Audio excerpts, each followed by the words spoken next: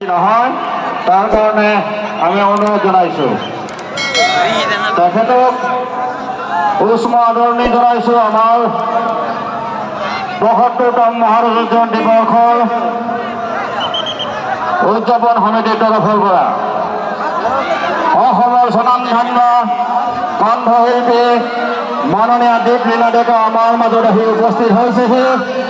কিছু সময় পিছতে তেখেতৰ সমধুৰ কণ্ঠৰে আপোনালোকক গীতৰ শৰাই আগবঢ়াই আপোনালোকক মনোৰঞ্জন দিব।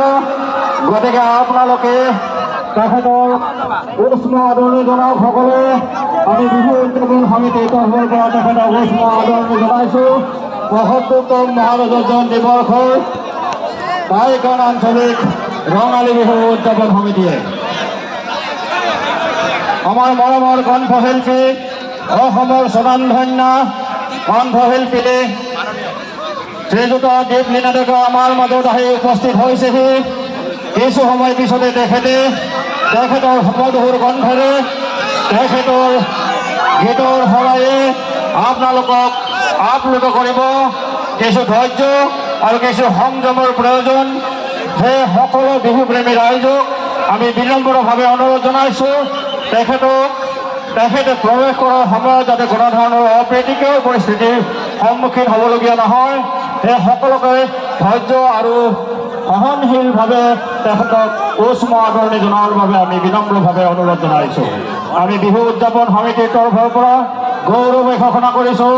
আমি যি পূৰ্বতে ঘোষণা কৰিছিলোঁ আমাৰ অসমৰ স্বনামধন্য শিল্পী দীপলীনা ডেকাৰ দ্বাৰা আপোনালোকক আমি গীতেৰে সুৰেৰে আপ্লুত কৰিম আৰু সেই অনুৰোধ ৰক্ষা কৰি তেখেতে আমাৰ মাজত আহি উপস্থিত হৈছেহি।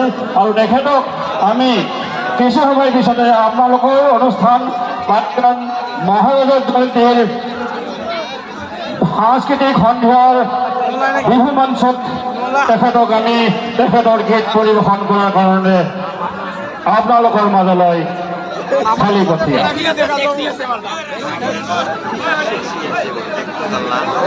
সুশৃংখলাবদ্ধতা আনে নাম মহানতা আৰু মহানতা কঢ়িয়াই আনে মানৱতা।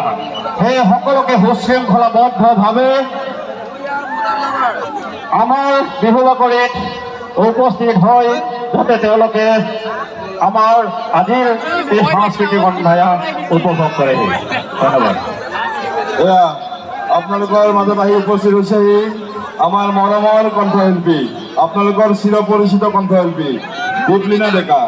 আৰু খন্তেক সময় পিছতেই তেখেতক আমি আমাৰ মঞ্চলৈ আমোদভাৱে অনুষ্ঠান উপভোগ কৰক। আমাৰ অনুষ্ঠানটি সুচাৰুৰূপে পৰিচালনা কৰাত আমাক সহায় সহযোগিতা কৰক। যিসকল সদাশয় দৰ্শকে আজি আমাৰ ইয়াত আহি অনুষ্ঠান উপভোগ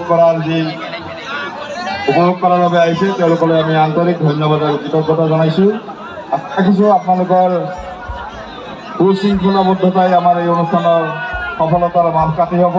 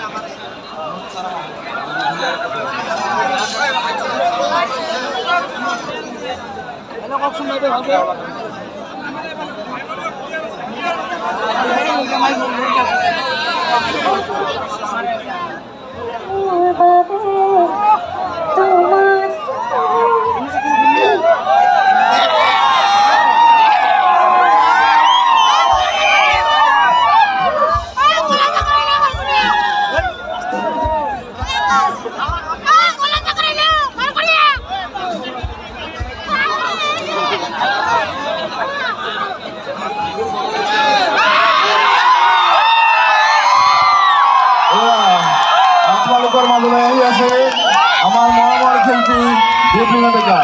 সকলোৱে এবাৰ জোৰকে হাত চাপৰি বজাওক। হাত চাপৰিৰে উষ্ম আদৰণি জনোৱাৰ বাবে অনুৰোধ জনাইছোঁ।